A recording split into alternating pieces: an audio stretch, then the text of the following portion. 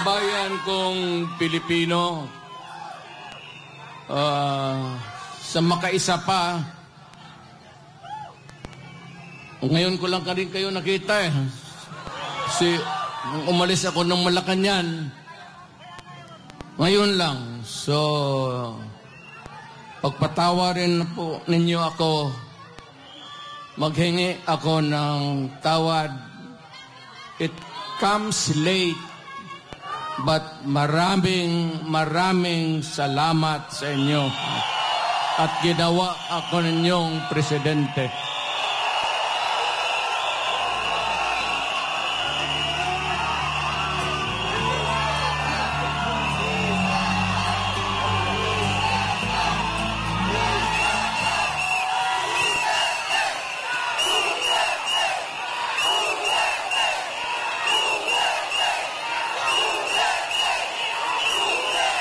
Ang pinuntahan ko dito, nandoon naman ako sa Davao,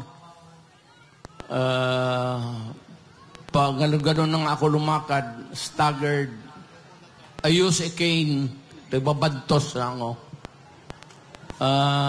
because of old age. I used to be, pupunta ako dito ng Davao, dito man ako nag-aral, at matatag at matigas ang katawan.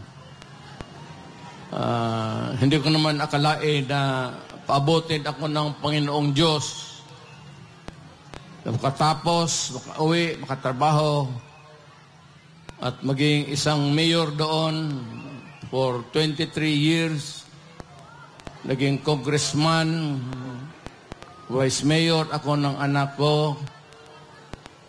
Tapos, after about almost 30 years, bumalik ako ng Maynila, hindi na estudyante, presidente na ako.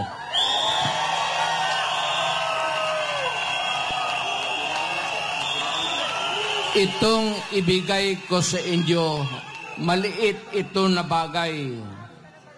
Pwede ninyong itapon ito pagkatapos. Tapon mo lang sa isip mo.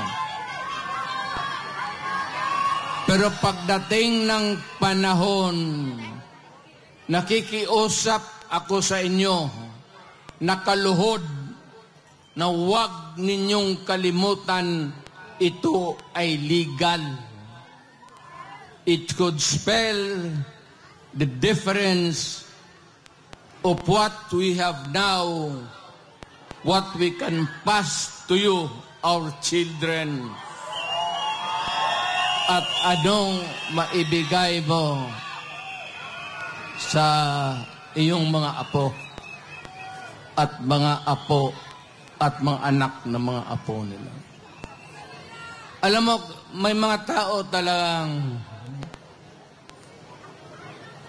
ayaw ko sanang lumipas na eh. Lumipas na. But every time sa ating history ni kung may presidente man who started first of all, na una, gusto niyang kulikutin, pakialaman, kalkalin niya ang Constitution. Unfortunately, Ferdinand Marcos Sr. Kaya nakataroon tayo ng from 4 years to another 4 years to martial law hanggang naging 20 years. He could have done it in 10 years. But because they wanted themselves in power, may mga tao dito kayo, binanganak kayo si Marcos, namatayin lang kayo dyan sa nilibing kayo, si Marcos pa rin ang presidente ninyo. Yan ang kayo sa likod, yung mga lumad, hindi man tayo makakaintindihan dyan. kay mga Ilocano, kaming mga Bisaya,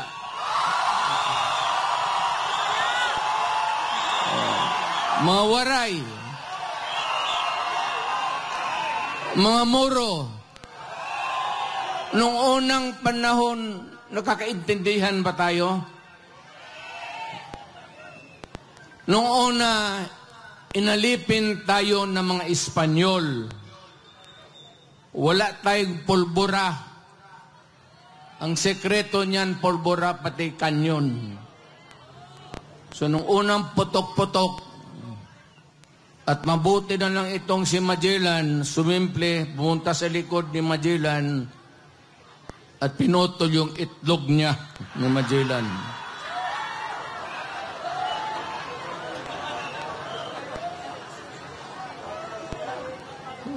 Kaya nung naging presidente ako, totoo yan, kayo. Lahat man tayo Pilipino. Tingin-tingin ako dyan sa mga stamps. Jose Rizal,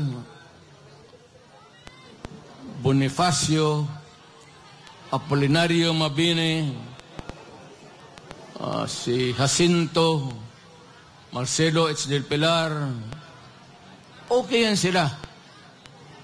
Naririnig na natin noon sa mga lulo ko na ito mga mahusay ng tao.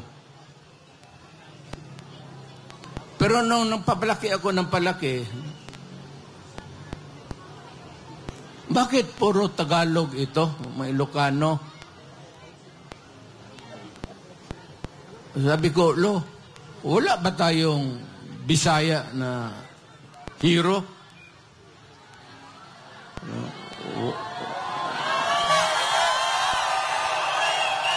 Wala manak. Nakalimutan lang tayo ng mga Tagalog kasi sa Bisaya lang tayo. Kumputang ina ito.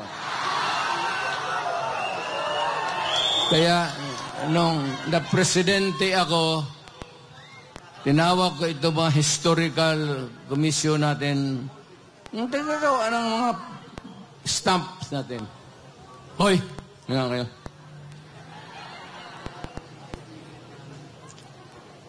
Kami bang mga Bisaya?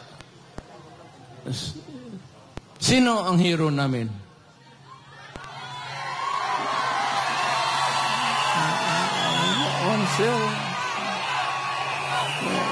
Na balitaan namin si Daguhoy sa Cebu.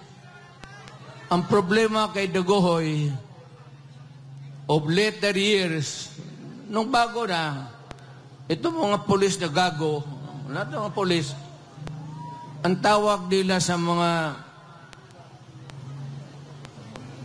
ganon, Daguhoy.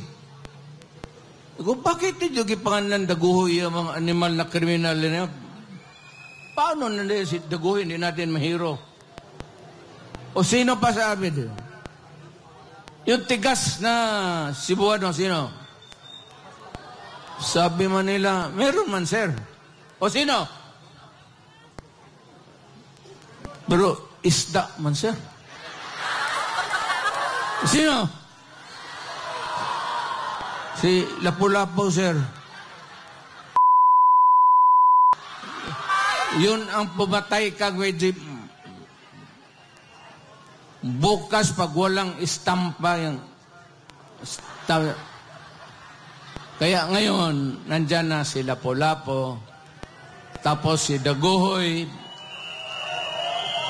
So, sinabi ko sa mga pulis pati military, huwag na ninyong tawagan yung mga hold-upper, mga kidnapper na Daguhoy. Ayaw ko, bakit nakaugulian nila yan? Hindi naman sinasadya siguro.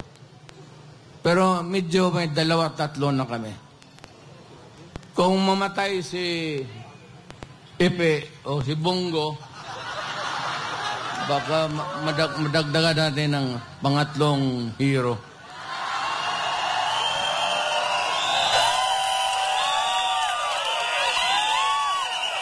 Ito lang, hindi ko na lang habain, ha?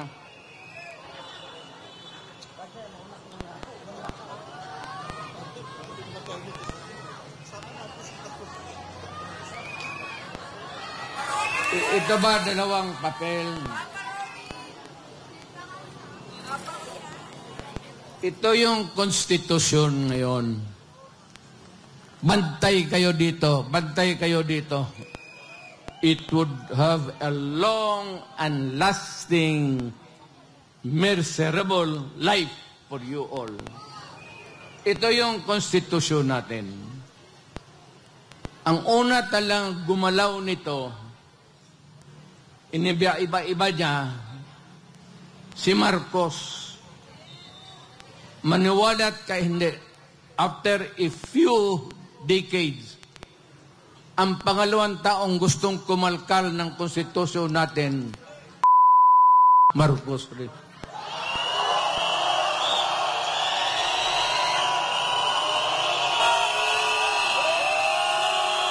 Ano ang dahilan? Gusto lang nilang ito. Sabi man itong mga na naging congressman rin ako. Sabi nila, ito lang mga provision, edukasyon, papasukin natin yung mga lahat, mga Princeton, kung ano yung maganda. Okay naman tayo. Yung UP natin, hindi naman matatalo. Education, advertisement.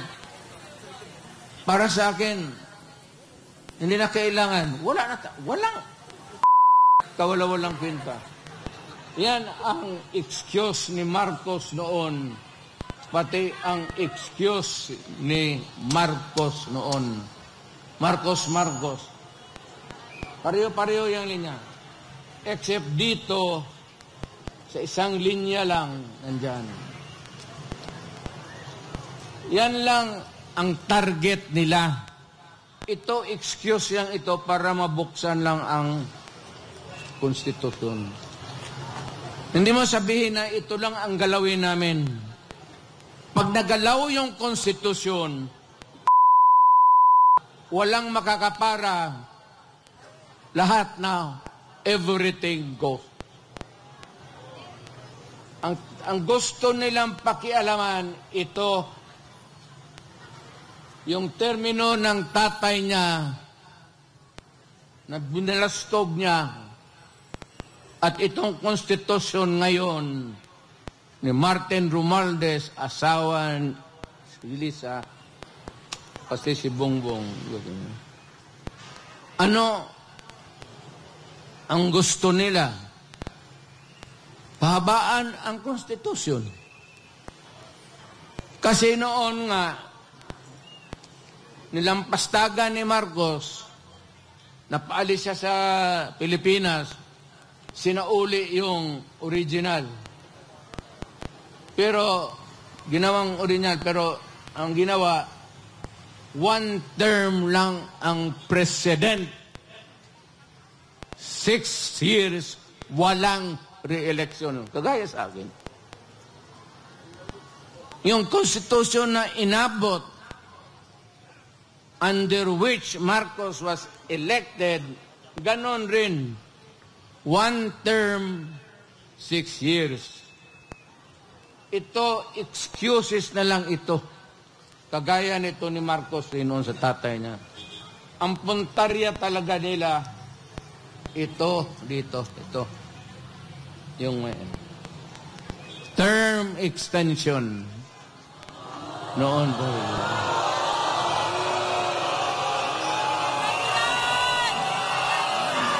Because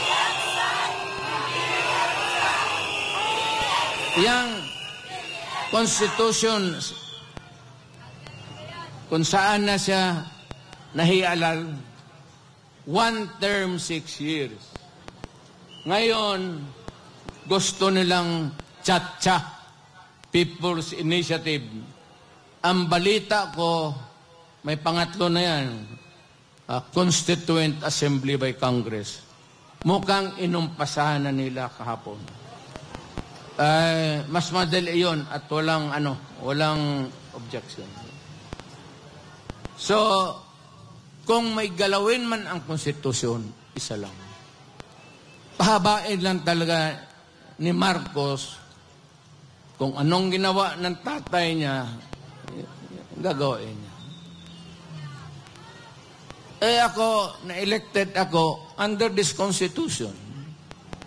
It says that I served 6 years. Then after that, I go out. Umalis ako. Usang doon. Pero itong mga tao talaga, Marcos doon, unang panahon, Marcos dito, basta panahon ng Marcos, napakialaman talaga yung konstitusyon. Pinapahaba yung trabaho. Huwag kayong pumayag na ganon. Kababuyan yan. Sabi ko sa iyo, hindi tayo magkakilala lahat. Kung unang panahong nagkita tayo dito sa Maynila, magpatayan tayo. Ilocano ka, Batanggenyo ako, Bisaya ako, Waray, Buro. But in 1935, yung matatanda natin, yung mga minuno natin,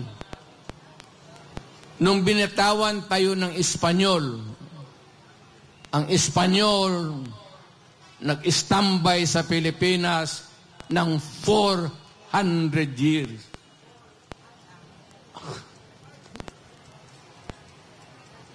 $400. Pumasok ang Amerikano because there was an American Spanish War, natalo ang Espanyol, nawala sa kanila ang Mexico, yung mga Marianas Island, pati Philippines, isinurrender nila sa Amerikano. So, ang umupo uli dito ang Amerikano. So, ilang taon tayo nagdusa, nagpakahirap sa mga banyaga. Ngayon, may isang presidenteng dumaan na matagal na dinispatsa naman sana namin. Pati ito ngayong anak, may tuyo sa ulo talaga ang mga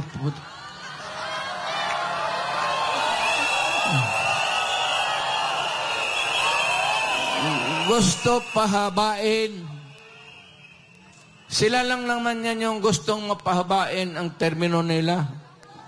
Ang Pilipino, lamang interest niya magpahaba ng termino. Ang Pilipino, ang gusto magpahaba ng utid para papakaligaya kung sino ang gustong paligayahin.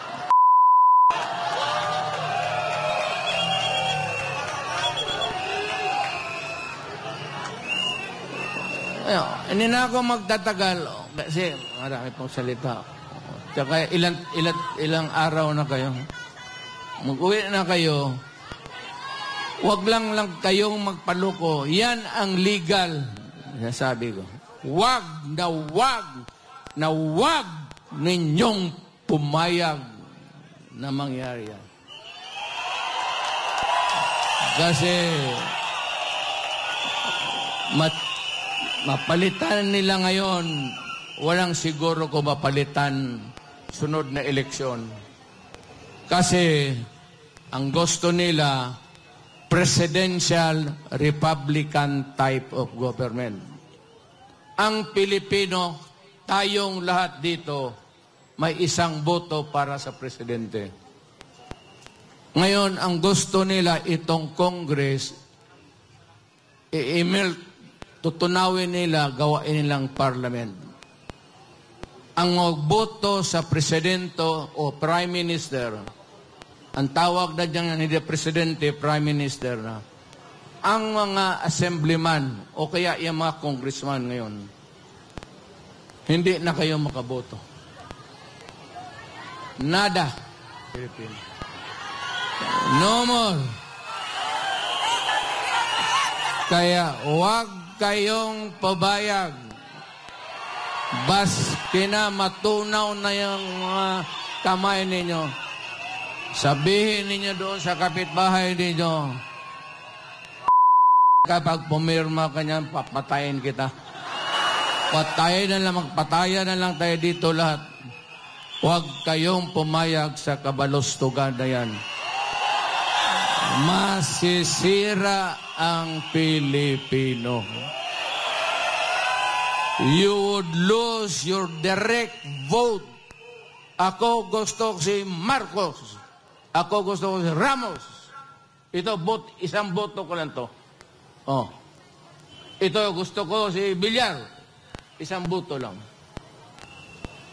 Pag tinunaw nilang yung constitution ngayon at yung sabi nilang bagong constitution, itutunaw na nila ang lalabas niyan, ang presidente maging prime minister na.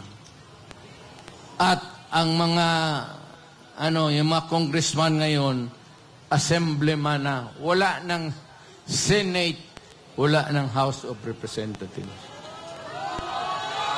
Purnada na tayo. Kung sakali man, itapod lang ninyo ang oras. Kung sa anong oras kayo mag-umpisa dito, pagka ganon, well, meron akong ipagbilin sa inyo. Hindi pa naman talaga, at saka ako naging presidente. Awang-awa ako sa military. Mababait yan sila. Awang-awa ako sa mga polis. Yung mga polis, maraming gago dyan. Yung iba, pwede nyo yung patayin. Pero sila sa trabaho nila, medyo talagang matino yan sila. I would like to caution you that hindi pa tayo umabot ng critical math na mapunta sa Malacanang. Iwasan nyo muna. Pakiusap ko lang sa inyo. Let us make this rally peaceful in the meantime. Total, hindi naman tayo ginagawa. Wala namang nagkikano sa atin ng polis. Wala. Hindi naman tayo iniistorbo. Kaya mag-demonstration ba tayo? Dito lang muna tayo. Let us not go into the seat of the governing power. Kasi doon may mga national treasures tayo. Kagaya nung una nangyari kay Marcos, napasok ang Malacanang, marami ang nasira. Hindi man kanila yon sa Malacanang. Atin Diyod sa Pilipino. Ano ba yung sa Tagalog? Bahandi. Ano bang bahandi? Yung lahat ng sa Malacanang, persa lang ang jackie nila, pati panty. Yang lahat dyan, mga paintings, lahat makita mo, kayamanan ng Pilipino yan. So, huwag muna doon at kung magpunta to doon, huwag natin sirain. Ang huwag ninyong kalabanin ang pulis pati military. Kung pagdating ako ng magpaagitna, kasi ayaw ko, naging presidente kasi ako, naintindihan ko trabaho nila. Mahal ko ang militar. Mahal ko ang mga pulis.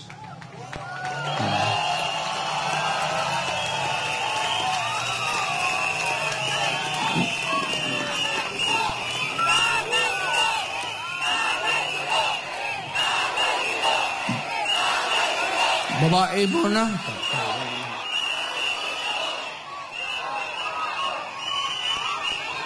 May nakikita kasi ako nung polis ako nung presidente pa ako na na-assign sa akin.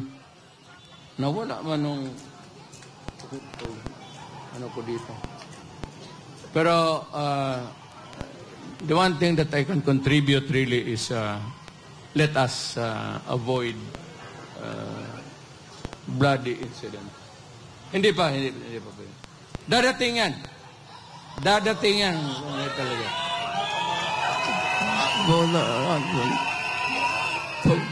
Pagdalang itong si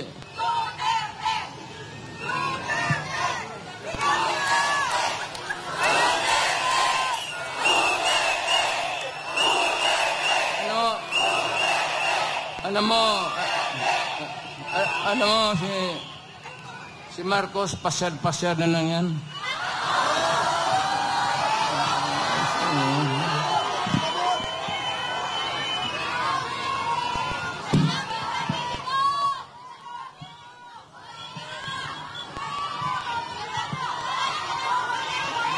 Wala na nga.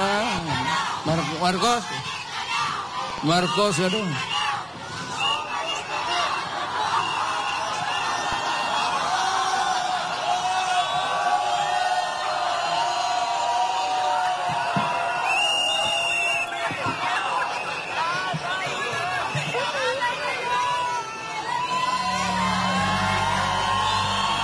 Mahal ko kayong lahat.